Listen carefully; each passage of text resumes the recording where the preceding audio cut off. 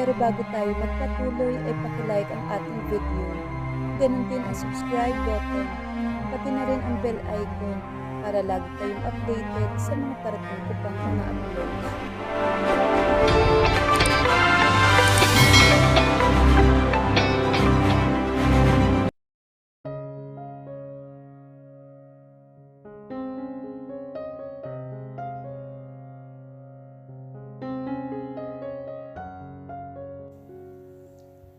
Kahit ang paglanghap ng sariwang hangin mula sa bundok ay hindi nakatulong sa akin para mawala ang inis ko. Pero mas lalo nang ako nakumbinsi kung gaano ako kagalit at pinipigilan ito. Ang pag-akyat sa bundok ay hindi nagpalino sa aking isipan. Ngunit ito ang nagtulak sa akin na gumawa ng mga bagay na makakapagpasaya sa aking pakiramdam. Gusto ko pa nito. Natatakam kong hiling naman kay Atlas at inabot sa kanya ang maliit na basket. Bahagya siyang natigilan habang pinagmamasdan ako. Napahawak ito sa batok niya at nahihirapang lumunok. Nakatatlong basket ka na ng orange. Hindi ba, Atasha? Mula pa noong isang araw ka kumakain niyan. Hindi ka pa ba nagsasawa? Baka maging kulay kahil na yung bata mo. Ayos lang basta hindi ka mukha ni Victor. Bulong ko ng seryoso. Natawa naman siya pero agad din itong nawala. Nang mapansin niyang hindi ako nagbibiro sa sinabi ko. May date ako pero heto ako at inaalagaan ka. Alam na ba ni Victor ang nangyayari sa'yo? Tapos sasabihin mo sa akin na gusto mong manganak sa US. Na parang bakasyon lang ang plano mo at wala kang maiiwan ditong ama ng anak mo. Anong problema mong babae ka? Magkakaanak ka na. Hayaan mo na yon. Sambit ko at nagsimulang balatan ang natitirang isang orange. Please Atlas, kumuha ka pa ng orange. Malambing kong utos sa kanya. Napahilot naman ito sa sentido. Kinuha niya ang basket bago ako talikuran at lumapit na sa akin na tila may naalala. Hanggang kailan ka rito sa bago mong kondo? Hindi ko sigurado. Kapag hindi na ako kailangan sa hearing, ay aalis na ako rito. Pupunta na ako sa US. Mukha siya nag-aalala pero bumuntong hininga na lang. Nang malalim sa kung ano man ang iniisip niyang nangyayari sa akin. Napangisi na lang ako nang umalis siya at lumabas ng silid ko. Gabi na nang marinig ko ang katok sa aking pintuan. Binuksan ko iyon at napangiti na makita ang basket na may lamang orange. Pero nang umangat ang tingin ko ay agad akong nainis dahil si Victor ang naroroon at hindi si Atlas. Bihis na bihis ito at nakaporma pa ang gago. Nakakairita. Hiniling sa akin ni Atlas na tulungan siya na maghanap ng matatamis na orange. Aniya sa bariton ng boses. Ngunit nandito siya sa harapan ng pintuan ko. Hindi ko maiwasang maalala ang nakaraan. Sa tuwing sinusubukan niya akong dalhan ng pagkain sa kondo ko noong bata pa ako. Naghanap ako ng pinakamahal dahil yun daw ang gusto mo. Inosenteng dagdag niya. Wala pa ring idea. Oo, yun nga. Nginitian ko siya. Pero agad akong napasimangot. Pero si Atlas ang gusto kong kumuha nun. At dalhin dito, hindi ikaw. Atasha. Malambing niyang usal at agad inilagay ang braso sa pintuan. Para pigilan akong maisara iyon. Ilalagay ko lang sa loob. Aalis na rin ako kaagad. Hindi ko yan kakainin. Kahit saan mo pa ilagay yan, hindi ko yan kakainin. Inirapan ko siya at pinilit isara ang pintuan. Pero porsiguro niyang hinawakan iyon. Iiwan ko rito. Bulong naman ni Victor. Umalis ka na. Tatawag ako ng security kung patuloy mo akong guguluhin. Napalunok siya at dahan-dahan na umatras.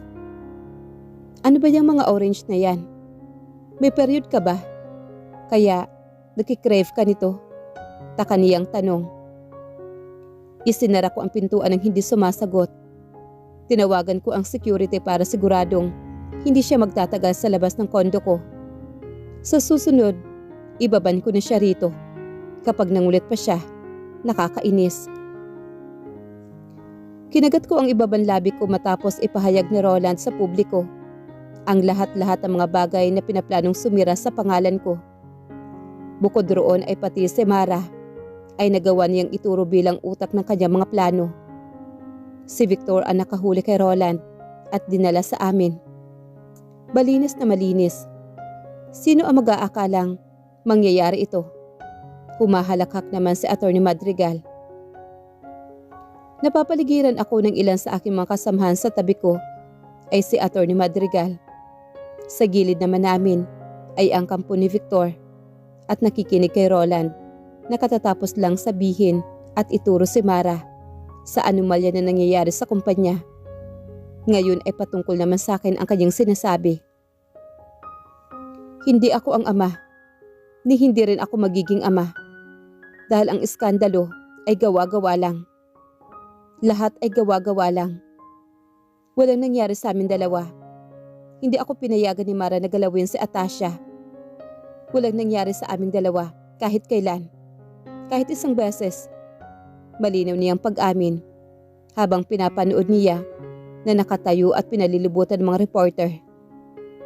Sorry at nadamay ka. Sorry, Atasha. Napalunok ako ng mariin at bumuntong hininga ng malalim. Kahit mabigat ang aking paghinga, ay hindi ko maitatanggi na gumaan ang pakiramdam ko. Kahit papaano, hindi ko sinasadyang mahuli ang tingin ni Victor. Mariin siyang nakatingin sa akin. Ang lamig sa mga mata niya at lalim ng titig ay maraming gustong sabihin. Hindi nawala ang kunot sa kanyang noo. Tila hindi makapaniwala sa lahat ng narinig. Para bang gulong-gulo sa gulat matapos marinig iyon. Maging ako naman ay nagulat, pero hindi iyon pinagtutuunan ng pag-iisip na matagal. Sa kasamaang palad, nagagawa ni Mara ng paraan para hindi makulong. Susubukan naming magtrabaho ng mas masigasig pa para makulong siya. Komento naman ni Atty. Madrigal. Hindi ko alam kung bakit para sa akin ay baliwala na ang mga nangyari. Kung bakit para sa akin ay wala na akong pakialam sa kanila. Basta huwag na nila akong guluhin. Pero sana, makamit namin ang hustisya. Atasha, tawag ni Victor at akmang lalapit siya sa akin. Pero agad siyang pinigilan ng kanyang abogado. May ibinulong ito sa kanya at ipinaliwanag ang dahilan. Kaya tumango si Victor sa huli at umatras ng kaunti. Tara na, Atty. Florendo. Sambit naman ni Atty. Madrigal. Isa siyang Delmondo. Agad na pagtatama naman ni Victor at tila napigtas na ang pasensya nito. Lumapit siya sa harapan namin at inis na titig mula sa abogado ko. Ay nawala ng sa akin na bumaling. Asawa ko pa rin yan. Garalgal niyang dagdag. Uminit ang pisngi ko sa hiya. Hindi ba alam ni Mr. Delmondo ang iyong petisyon para sa paghahain ng divorce? Panunuya na tanong naman ni Atty. Madrigal. Alam na alam ko, pero sa tingin ko asawa ko. Ay dinilaan niya ang ibabang labi niya at inilapat ang tingin sa akin. Nagkaroon lang kami ng hindi pagkakaunawaan. Aayusin namin to. Nagtatampo lang siya. Wika naman ni Victor. Ano ba? Nagtatampo? Baliw ba siya? Sino nagtatampo at divorce ang gusto? Napasa po ako sa ulo ko dahil nakaramdam ako ng pagkahilo. Mabilis na lumapit si Victor at tinawakan ako sa baywang. Namilog ang mga mata ni Atty. Madrigal at sinamangutan si Victor na nasa harapan ko. Galit na tiningnan nito si attorney ni Victor pero nagkibit balikat lang ang lalaki na tila walang magagawa. Ayos ka lang? Nahihilo ka? Inangat niya ang palad at tinaplos ako sa pisngi. Namumutla ka. Mainit ba? Malamang napansin niya ang pawis ko. Ang talas ng pakiramdam. Tinulak ko ang dibdib niya papalayo sa akin. Nakakaadik ang bango niya, pero kinamumuhian ko ang mukha niya. Lalo na ang dimple niya. Naiirita ako kapag nakikita ko. Pero malalanghap ko yata ang bango niya hanggang sa mawala ang amoy at ipikit ko na lang ang mga mata ko habang ginagawa iyon. Tumabi ka, ang OA mo. Mahina kong sambit dito. Mr. Victor Delmondo, excuse us please. We have to go. Singit naman ni Marta. Saka ako hinawakan para makaalis na kami roon sa silid. Ang ilan sa mga kaibigan namin ay sumunod na rin. Hindi pa rin ba alam ng asawa mo na buntis ka? Bulong nito sa akin habang naglalakad kami. Umiling ako at tinanggap ang tubig na inabot niya sa akin. Paano kaya kapag nalaman niya na buntis ka? Mas mag-o-overreact yun. Nagpakawala ito ng tawa. Ganyan siya umasta dahil nag-file ako ng divorce. Natapakan ko lang ang ego nun dahil hihiwalayan ko na siya. Humalakak naman si Martha. Sa tingin ko, ang lalaki may kabit ay matutuwa sa kalayaan. Talagang isusumbong mo siya dahil may kabit siya. Tila nag-aalangan si Martha tungkol doon. Nababahala ako sa mga desisyon mo, Atasha. Talaga bang may kabit ang asawa mo? O gusto mo lang talaga siyang hiwalayan at tigilan ka na? Bahagya akong ginuso ang mga labi ko at kumunot ang noo ko na parang malalim ang iniisip. Siguro, nagkibit balikat ako. Kapag naiinis ako sa kanya dahil hindi siya nagbe-behave, baka banggitin ko ang kabit niya.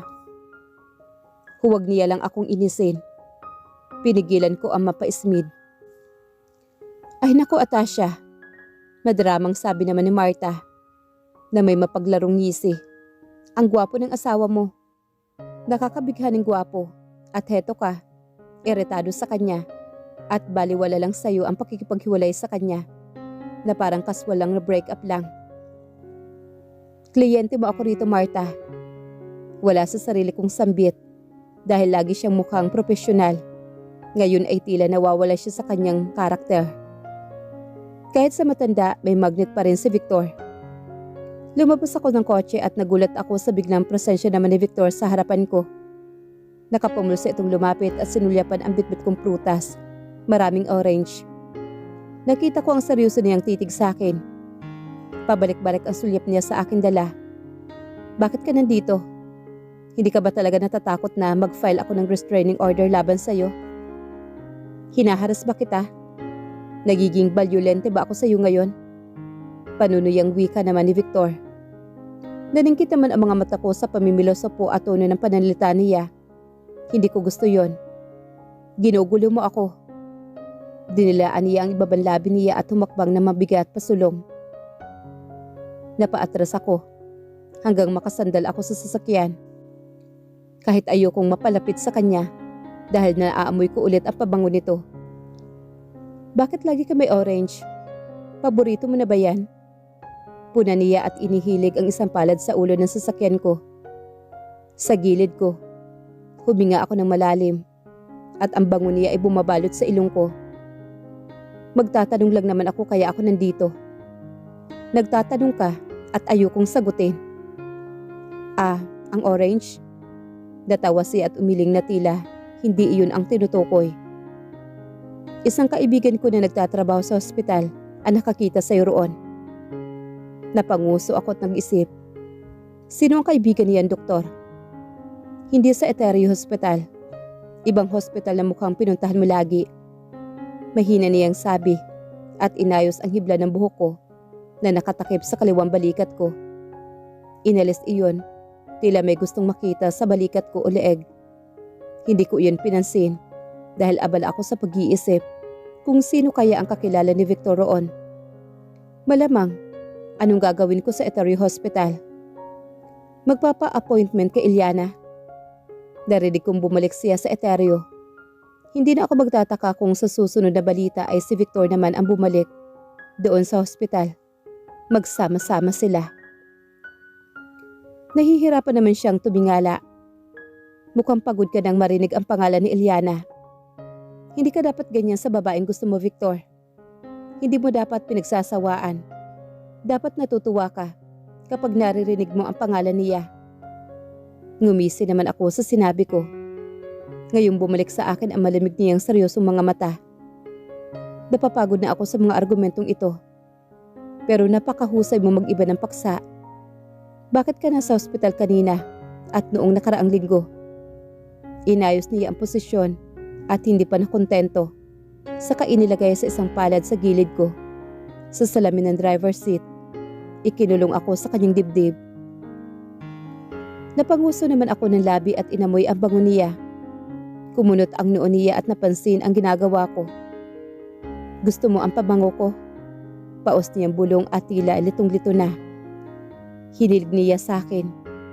Itinagilid ang ulo niya para malayang maamoy ko ang bango niya sa kanyang leeg. Dahilan kung bakit halos malapit na ang labi niya sa balikat ko. Anong ginagawa mo? Ako naman kay Victor. Pinaamoy ko lang ang pabango ko. Kulang na lang idikit mo yung ilong mo sa aking leeg. Umangat ang gilid ng labi niya. Ayos lang naman, sige lang. Mag-a-adjust ako para sa'yo. Napanguso siya. Umalis ka na nga, wala kang kamalay-malay sa personal space. Dumidikit ka sa akin. Pwede ba, Victor? Huwag kang makulit. Napaawang ang labi niya at manghang natawa. At tigilan mo na ang pagsunod at paghihintay sa akin dito. Dito sa parking area, nakakainis na. Wow! Mapait siyang humalakhak at ipinatong ang mga kamay sa baywang niya. Umatras siya, pero ang espasyo ay tila hindi pa rin pabor sa akin. Kung makapagsalita ka, parang hindi mo ako asawa. Malapit na, Victor. Dramatiko niyang iningat ang ulo niya. Bumagsak ang tingin niya sa akin at namugto ang kanyang mga mata.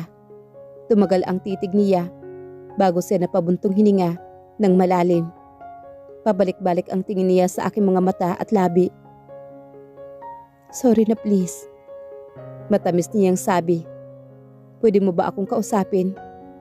Pakikinggan kita, promise. Sinubukan niyang abutin ang palad ko. Pero hindi ako gumalaw at titigan lang siya. Dinilaan niya ang ibabang labi niya. Lumapit muli at inabot na ang palad sa akin. Dinala niya iyon sa kanyang labi at pinataka ng halik habang nakatitig siya sa akin. Maraming halik at matagal na titig. Baby, umuwi na tayo. Sobrang hina at dahil iyon, sa halos hindi ko na marinig.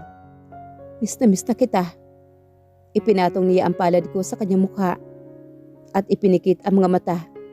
Tila ba dinadaban iyon? Napaka-arte naman itong batang to. Napanguso naman ako at inisip ang offer niya. Sa tingin ko, naiwan ko ang damit sa kwarto mo. Malambing ngunit mapanuya kong tukso sa kanya. May halong iritasyon at galit kong binawi ang palad ko. Mariing napamura naman si Victor. Atasya naman.